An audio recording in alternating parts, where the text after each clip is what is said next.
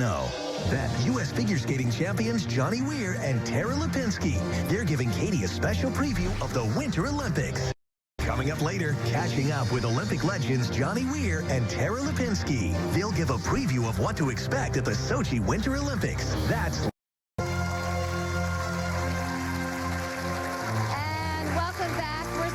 gears now to shine our spotlight on two of the biggest stars on ice.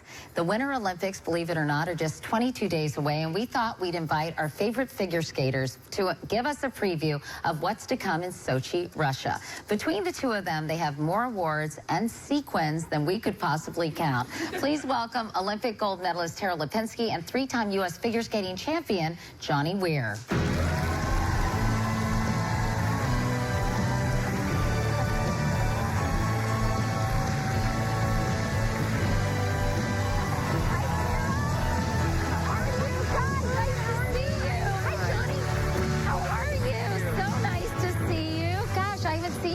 And so long, and you're all grown up. I think, Tara, the last time I saw you, I was a baby. You were like 15 years old. Yes. So, and now you are?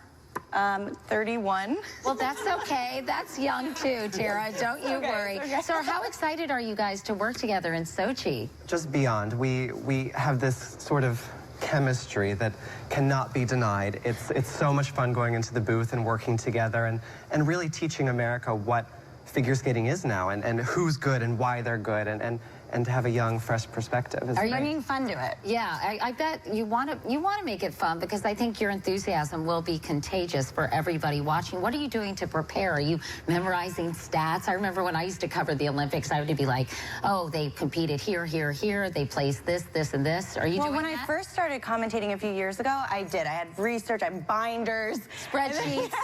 It was a disaster. And now I think just going out there and having fun and watching the skating and then sitting next to this dude, it's just so much fun. Well, before we talk about Sochi, let's talk about your careers. I mean, you won a gold medal, as I said, when you were just 15 years old. And when you look back on that experience, I mean, is that a feeling that you'll never forget, Tara, or did you kind of go blank? I mean, what was that like for you? It was so magical. I think it's really a surreal moment when it happens, because you think about it every day at the rink. When you go to sleep at night, all you want is to stand on top of that podium, and then between 10 p.m. and 11 p.m., all of a sudden you have a gold medal around your neck, and you think, how did this happen?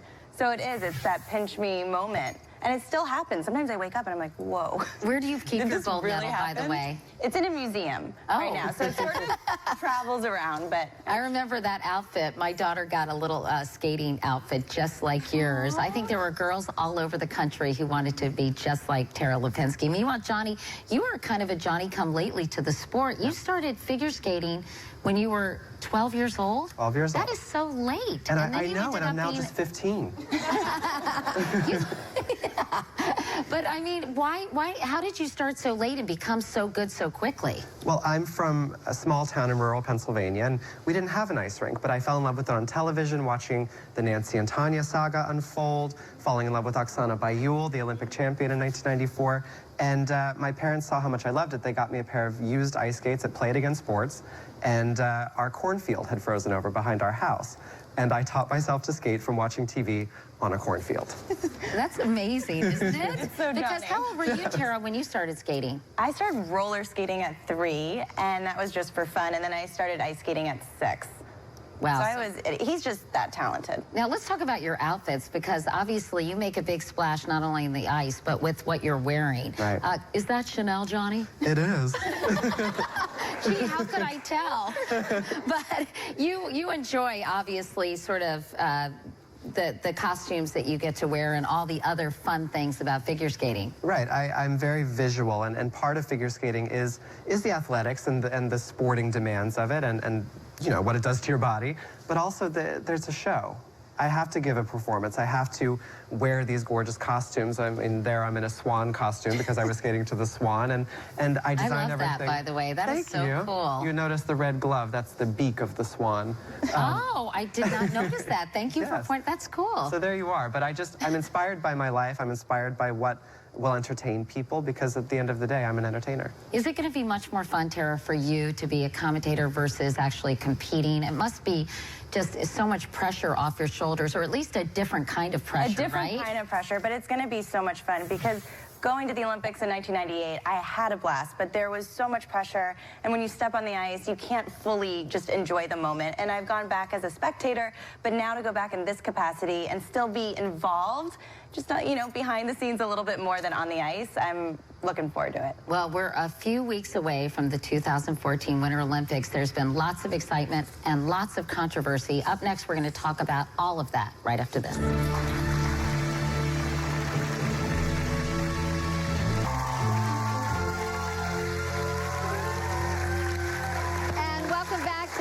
Spotlight figure skating legends Tara Lipinski and Johnny Weir. They're here to talk about the upcoming Winter Olympics in Sochi. Let me ask you guys first and foremost about security, Tara. Obviously, it's going to be very tight in Sochi. There's been some bombings. There was a shooting of suspected terrorists today. I mean, are you nervous about the security situation? I'm not really nervous. I mean, we've been traveling since we were babies and doing this for a long time, and I feel at an event like the Olympics, the security is going to be so high that I think we'll be okay. What about you, Johnny? You know, I've been traveling to Russia for so long and for long periods of time.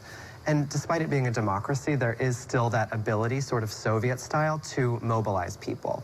And if security is needed, there will be security, and I'm not worried. It's very unfortunate, though, that these things happen and they're so close to the Olympic Games and in such a hard time for Russia. Right. Let's talk about the competition itself, because there's been some controversy about the actual Olympic figure skating team. Tara, explain what happened in terms of some of the players. Well, in the ladies event, our nationals just happened, and that's where they select the Olympic team, and it usually is 1, 2, and 3. And this time, Ashley Wagner, who is two-time defending champ, is probably our best contender for the podium in Sochi, had very disastrous performances. I'm sure she appreciates that photo being up there, but, you know. And it was really heartbreaking to watch, and she came in 4th, which would have left her off the team. But our federation, they follow certain criteria that looks at the skater's body of work in the years before. Right. And so Ashley has that. But it was awful because Mirai Nagasu, who came in 3rd, thought she was going, and then got the news she wasn't. So it was a really emotional nationals. And for me, I've been in that situation like Mirai Nagasu, and I've been left off of a team, and it's not a nice feeling. I was sick, I was dealing with a lot of stuff, and despite having a great international record, like Ashley, I was left off the team. So yeah, I there's felt guilt and horror on both sides. I felt sorry for her, but I thought she was incredibly gracious about saying that the federation made the right decision to put Ashley on the team. I was impressed by that. It was through gritted teeth, I'm sure. Yeah. It was a very gracious thing to say. Let me ask you about something I know you've been asked a lot about, Johnny, and that is the Russian law that was passed, I guess, in July that bans what the government considers gay propaganda. It's pretty vague, but many people find it very discriminatory towards gay and lesbians. And I'm wondering about this boycott, because some people think that a boycott was necessary. Right. We should have called for one. What are your views on that? Well, you know, fortunately and unfortunately, I've been sort of at the helm of this issue since it was passed. And there's no way to win it, and there's no easy way to say what my opinions are without somebody getting angry. But I'm an athlete, I'm an Olympian. I chose that for my life. So for me to be in a situation where I watched my parents sell cars to buy tickets to the Olympics, to sacrifice a childhood, bleeding, crying, sweating, dieting, all of that stuff, to boycott that one opportunity I might have would be asinine. It would be completely against what I'd chosen for my life.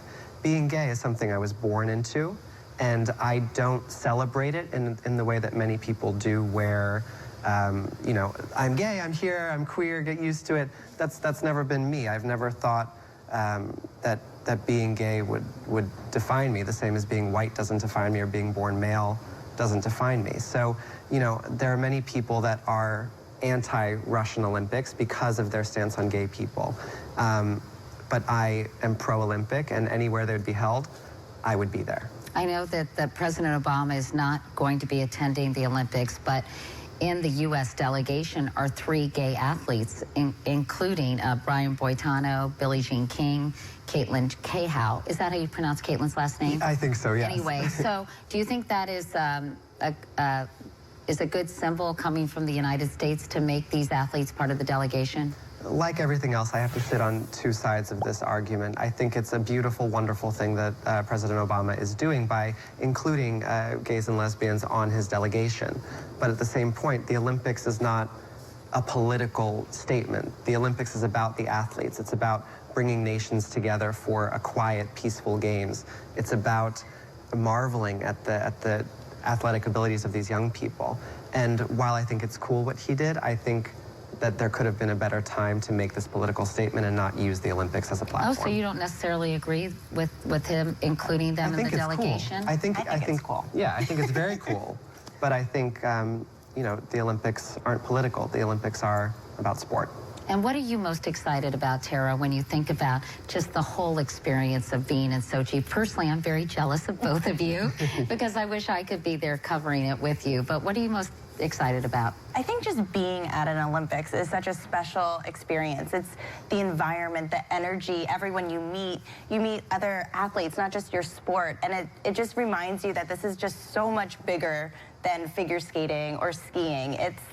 It's incredible. And when you see those opening ceremonies and see those athletes from so many countries marching together, it really is a beautiful, I think, thing to behold. And well, I hope you have a wonderful time. I'll be watching. I'm sure you're going to do a great job. Just have fun. Do you have any pointers? I think, I think, you know, just to have fun. And I think some of the things you take for granted about skating, you know, that's sort of inside baseball, so to speak, not to mix sporting metaphors, you know, I think people will be interested to know how long did it take you to perfect a certain move, or how many sequins are in that outfit, you know? We'll do our best. Yeah, I think you guys are going to be great. And collect some pins for me, because I have an awesome Olympic pin collection. Bring some back. All right, thank you guys. And you can catch Tara and Johnny covering the Olympics on NBC beginning February 6th. Up next, from triple axels to full Nelsons, WWE heavyweight John Cena is here right after this.